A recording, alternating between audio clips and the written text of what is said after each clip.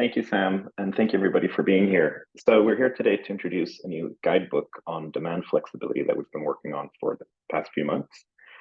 And just to introduce ourselves quickly, I'm a behavioral economist by training. I work on various different topics related to resource conservation and run a lot of different experiments and things like that. And I'm joined by my colleague, Andre, who is a behavioral scientist. Right, so we're here to talk about demand flexibility. And I guess I first might start by sort of explaining what we mean by demand flexibility. In essence, here we have like a little figure showing how people's energy consumption might shift over the course of the day. And the issue that we have with people's consumption sort of, going up and down during the day is that there might be times of the day where the grid is overloaded, where there's too much demand. And essentially what this means is that there's a risk for blackouts. It also means that to meet this demand, that we might need to be using dirty energy sources as well, and that we can't necessarily meet these peaks, at least with current technology, using only clean energy. So it's a problem basically that we need to solve.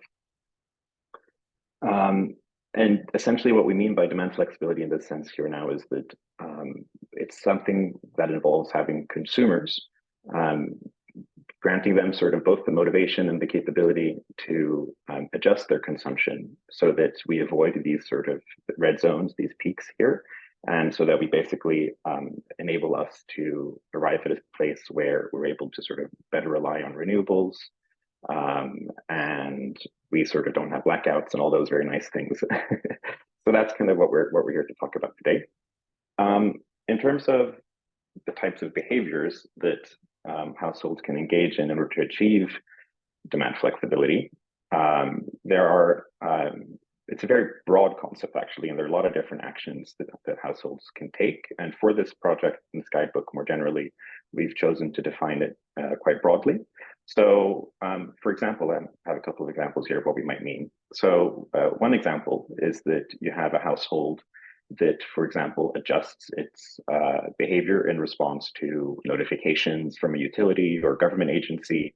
For example, you might get a text message saying that the grid is very strained or overloaded right now, and you might have people maybe choose to not use their washing machines or maybe to cook at another time, for example. So that's more kind of a behavioral, let's say, response. Another type of demand flexibility is where consumers kind of sign over the right and ability to a utility to automatically adjust their devices in their home. And so one example of this is that, for those who have smart thermostats, it is in some cases possible when the technology is there to let the utility, for example, preheat your home ahead of a peak event. And then to sort of reduce your heating during the peak event so that the grid does not get overloaded. And then the final example we have is it's also sort of about having consumers take up different types of technologies that enable demand flexibility, such as solar panels and batteries, that sort of can transform consumers into sort of a part of the solution, even where they can perhaps even feed energy back to the grid during peak events. So we're kind of covering all these different types of behaviors within this project. So I guess one might ask why we're focusing on this right now. And so there are a couple of different reasons. So the first one is that the energy mix is moving toward electricity more and more. And essentially that just sort of makes demand flexibility more critical as we start to rely more on electricity. And also as we're moving toward more electricity, we are also simultaneously moving toward more renewable sources of electricity. And as I was mentioning before, in order for us to sort of have a reliance on these and to sort of start to more exclusively use renewable sources, we're going to need some kind of demand flexibility because these sources sometimes produce less predictable, let's say, outputs of energy. And then finally, we're focusing on this now because the IEA, amongst many other actors, have sort of identified that consumers play a really important role in achieving demand flexibility and ultimately also helping us meet net zero targets. And on that note, I'm going to hand over to my colleague, Andre.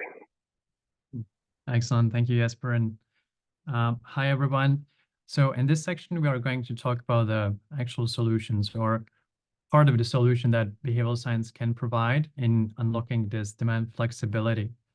I'll be mentioning this guidebook several times throughout the presentation. We'll be drawing a lot from it. It just came out publicly a few days ago. So if you didn't have a chance to look into it, we'll be sharing a QR code, and of course, we'll be sharing a link in the actual presentation later. Just to very quickly talk about why was this guidebook developed, what does it contain? It's basically a list of different behavioral strategies that are primarily aimed for policymakers and for energy suppliers.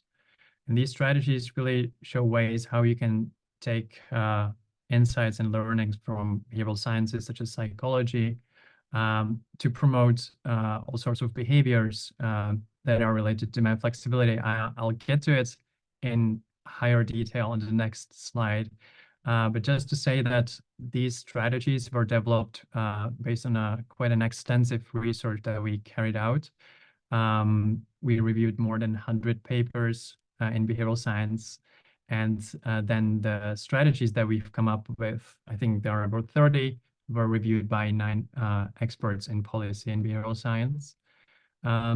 So with that being said, let's just take a look at the behavioral perspective on the problem. So when Jesper mentioned this demand flexibility and shifting energy consumption across time of day, many of these challenges are behavioral in nature. So we basically distinguished 3 to 4 main categories of behaviors that we need to be addressing as part of, in order to be able to unlock demand flexibility. So I'm going to walk you through them right now. First one is, the first behavioral challenge is changing consumer habits.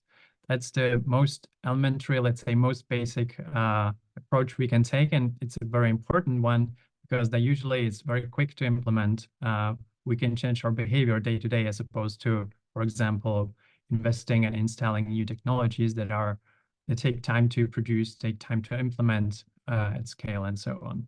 So by consumer habits, we mean things like how do we encourage people to, for example, shift the use of large electricity appliances such as dishwashers and washing machine across the time of day. So, for example, shifting them away from 5 p.m. or 6 p.m. when everybody or most people come back from work and they turn on all of the sorts of appliances and the grid is under the highest strain. So how do we encourage people to, for example, schedule their appliances so they turn on automatically during off-peak times, such as 10 a.m. So that's one big category we are addressing in the guidebook. Another category is enrollment and participation in what we call demand response programs and tariffs. What we could see this year and the previous one, that, for example, in the UK, there was this demand flexibility service that basically involved several energy providers in the UK sending emails and text messages to households, requesting them or asking them to voluntarily reduce their energy consumption during several times in winter. That happened for 2 hours maybe, and we saw that many households participated. So the question here is, how do we encourage even more people to participate and not just like enroll into these programs, but to participate over time?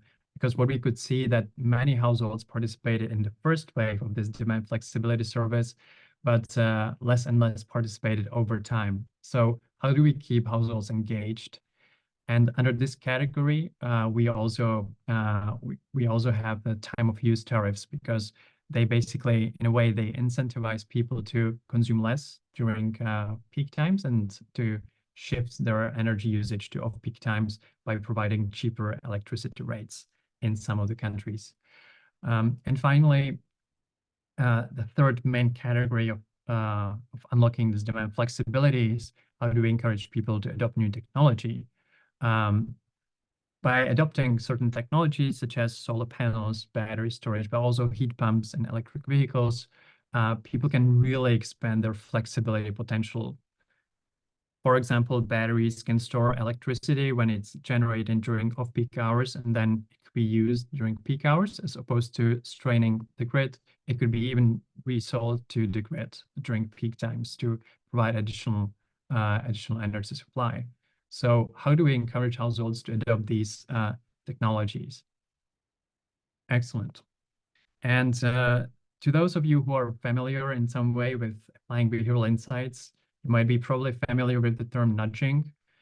We heard about that quite a lot in the past few years. Nudging basically refers to doing small changes in, for example, how these services are communicated or designed in order to motivate people, in order to make the services more persuasive, for example, for people to sign up and so on. And this is definitely an important part of applying behavioral insights, but it's not the only part. And how we try to highlight this in the guidebook is that we came with this framework that I want to walk you through very quickly. So this framework basically says there are multiple levels on which we can apply behavioral insights to unlocking demand flexibility. The simplest one is probably the communication level, which really is about engaging with consumers, with households, explaining them why they should engage into these initiatives, why they should start scheduling their appliances, for example, and why is that important. There's also a lot of misconceptions about demand flexibility. So all this goes to communication level, and we can use behavioral science to better communicate with people.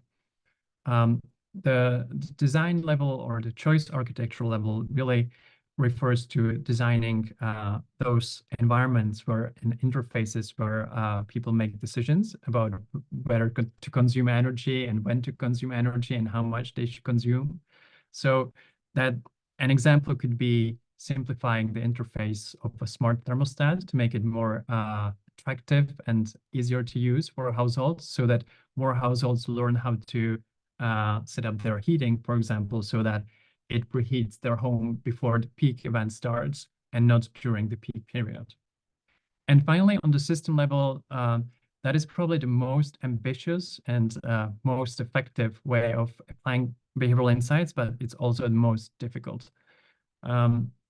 It basically refers to what we call changing the rules of the game. It could be changing regulations or changing informal institutions such as social norms that are surrounding the use of electric appliances and energy use in general. I will get to a few examples later in this talk. And just to finish up, we produced a number of behavioral strategies in the guidebook. You can see that not many are present for the system level. That was something that we found behavioral literature wasn't really mentioning. Most of the recommendations really apply for design and communication level. Okay, so perhaps the best way how to walk you through the guidebook would be to do that using two illustrations. And we've already mentioned that there are two main audiences we designed this guidebook for. So the first audience is policymakers, and particularly policy teams who are responsible for designing new frameworks and standards, who are designing these rules of the game, how,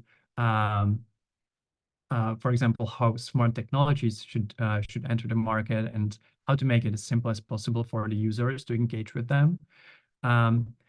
It also is quite useful for policymakers on the implementation level. So all sorts of teams that are responsible for communication campaigns, focusing on how do we explain demand flexibility to consumers to make them more informed, and also to policymakers who are designing grant schemes and incentive schemes, for example, to promote adoption of new technologies such as batteries and solar panels.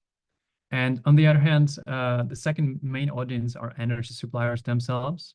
So there we targeted this guidebook especially for people who are within the utilities, designing all sorts of, again, communication campaigns, but also designing the demand flexibility, tariffs, and programs in general.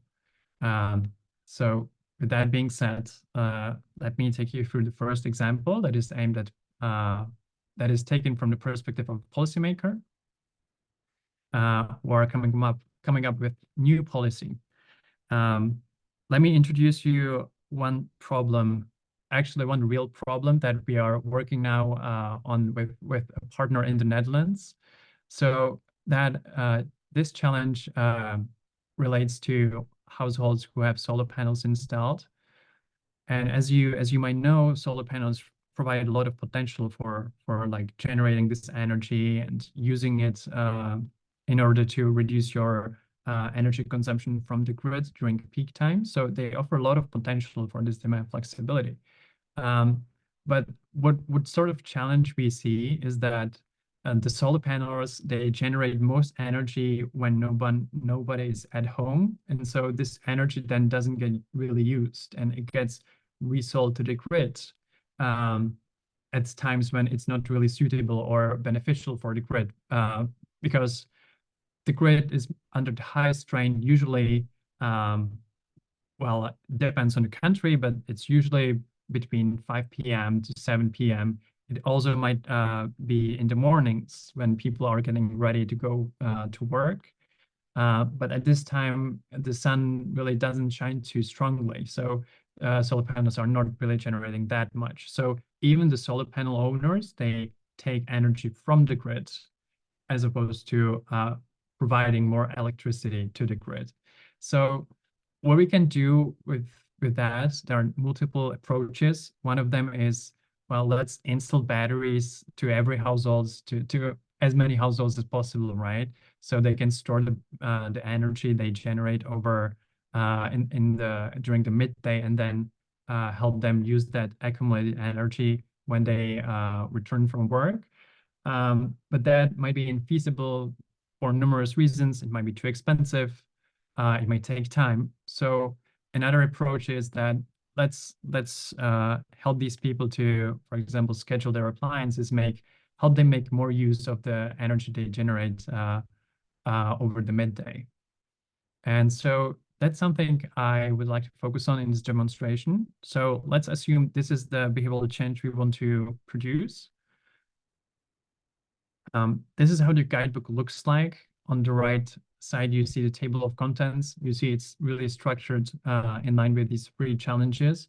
And in our case, we are most interested in changing energy consumption habits. So how do we encourage these solar panel owners to schedule their dishwashers and washing machines to off-peak times?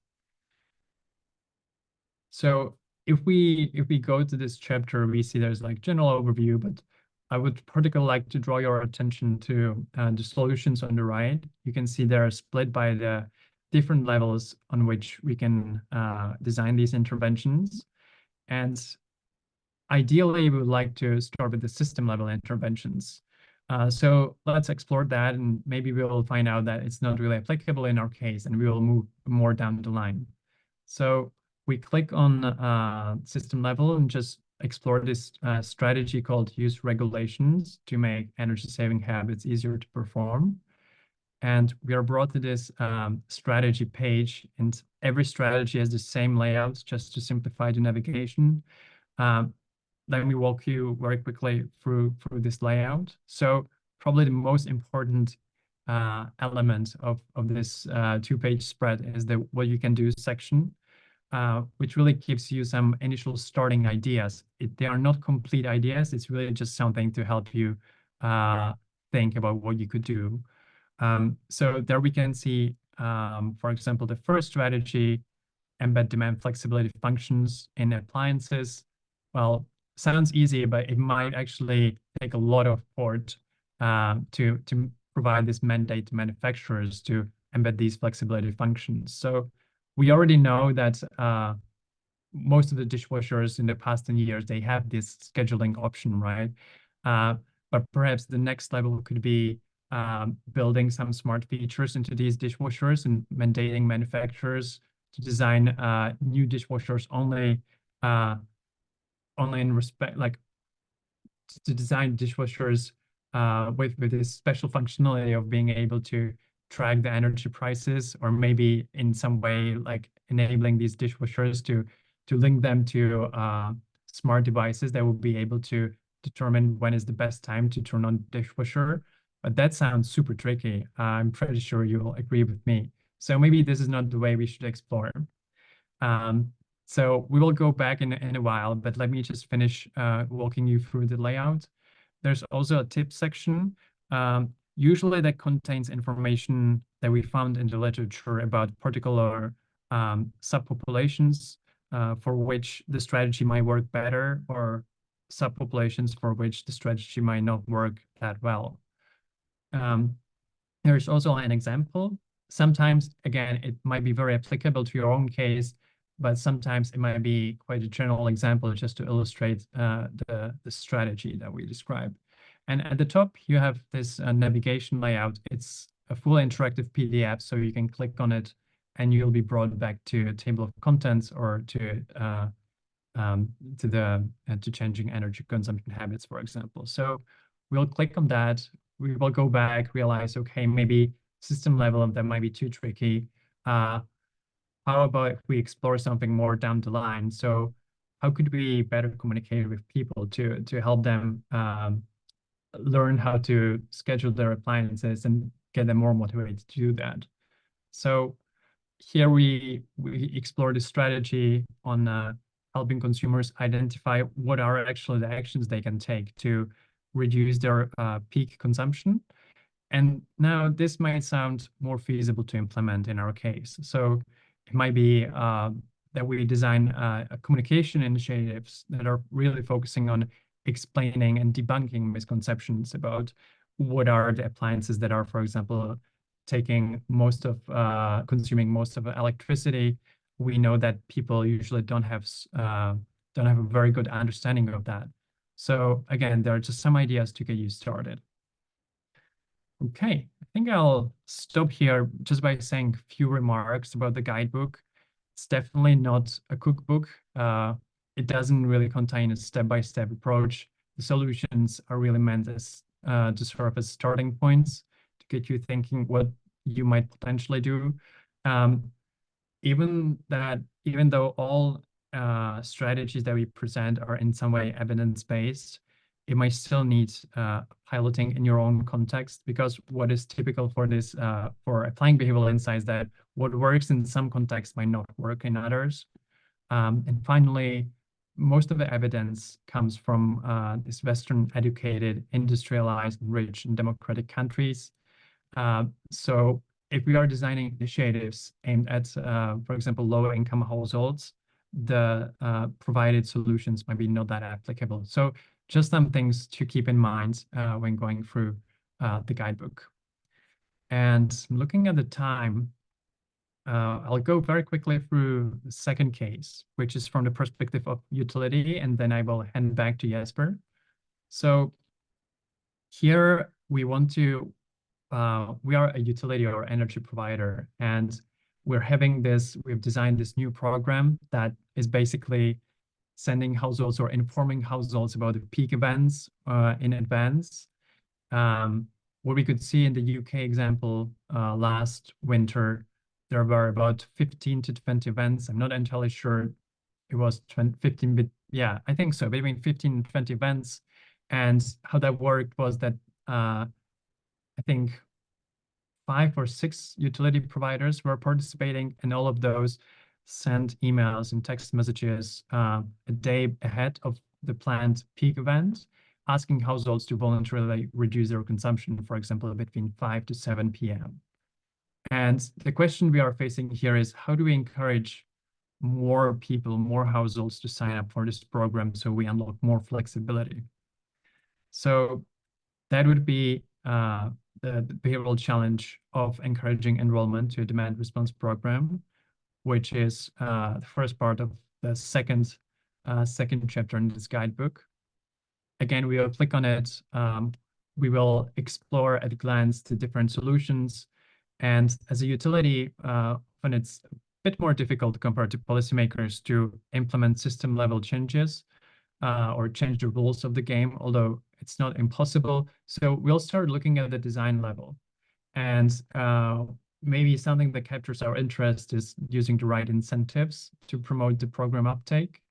What we could see in the past is that many utilities in the UK were providing households with a few pounds or a few pences reward if they participated, if they reduce their energy usage during peak hours. And whereas this might be effective for certain segments of population, it might not be effective for other people, for example, for richer households who don't really care that much about saving money. So here we can learn about the different motifs that we could appeal to when we are encouraging people to sign up for this program. I won't go into detail here, just to mention people might be motivated compared to money. Some people might be more motivated to enroll for environmental reasons, helping to, well, prevent the dirty power plants to be turned on, or people might be interested in trying out something new, or just accepting the challenge. That's something that we found, again, like in the past year, that many people just join for the sake of fun and for the sake of trying to reduce their energy consumption. So I think I'll leave it here. You can definitely read the guidebook and explore by yourself. It wouldn't make sense to explore it in detail here. And with that, I'll like to hand over to Jesper just to walk us through Super. what's planned next. Thank you, Andre. So as a part of the third phase of the Behavioral Insights platform, we're not just developing this guidebook, we're also conducting some primary research to try to answer some open research questions regarding demand flexibility. So what we're doing is we are aiming to run 5 to 6 field experiments in different TCP member countries, where we both develop interventions that aim to increase some of these demand flexibility behaviors we mentioned, but where we also want to test these interventions in a very kind of robust way so that we see what works and for whom and for how long they work, etc. So that's kind of what we've been doing on the side while we've been developing this guidebook, and what we'll also be continuing to do over the next year.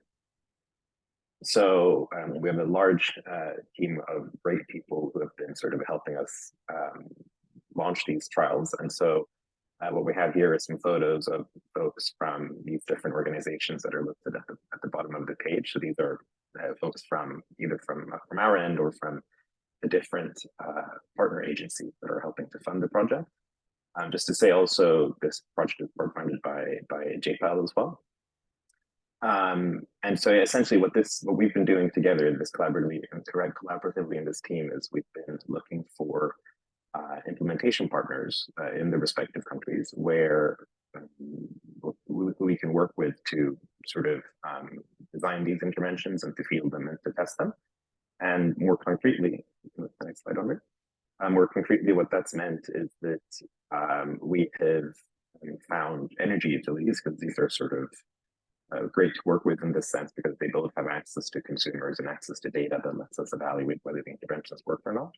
So just to give some examples of what we're going to be trialing and then also presenting later on once the trials are done is, in Canada, we have a trial focused on increasing uptake of smart thermostats.